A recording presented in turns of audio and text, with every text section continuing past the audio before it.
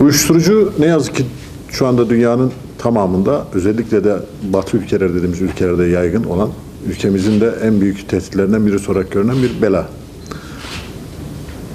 Geçtiğimiz günlerde yaptığımız toplantılarda Emniyet Müdürümüzün verdiği briefinglere göre Türkiye genelinde şu an kullanım oranı %3 seviyesinde, Avrupa'daki oran %26'lara ulaşmış bir vaziyette.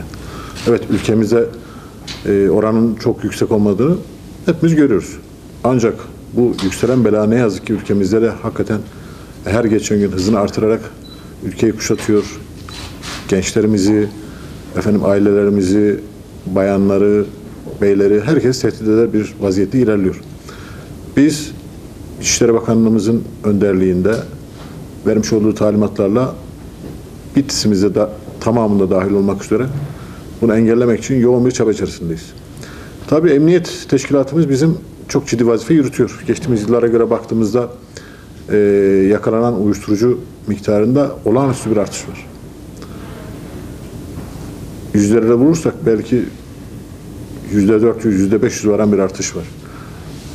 Ancak bizim yapmış olduğumuz bu yakalama çalışmaları Türkiye'deki uyuşturucu müptelalarının artışını engellemeyecek. Bu emniyetin tek başına başarabileceği bir husus değil. Burada özellikle ailelere büyük görev düşüyor. Her bireye görev düşüyor. Komşuya görev düşüyor. Arkadaşa görev düşüyor. Herkesin çevresine hakim olup arkadaşlarına dikkat edip onları ikaz eder bir vaziyette olması.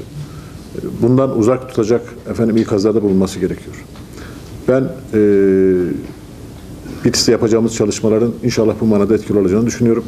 Ama tekrar bütün aileleri, bütün bireyleri bunu engellemeye yönelik çalışmalarda işi sadece emniyet teşkilatına, jandarma teşkilatına, kolluk kuvvetlerine havale ederek başaramayacağımızı bilir yaklaşımda etrafına, çevresine, çoluğuna, çocuğuna, komşusuna, müşterisine, ev sahibine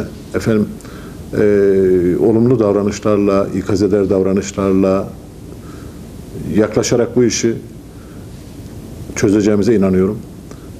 Tüm vatandaşlarımıza sağlıklı günler diliyorum.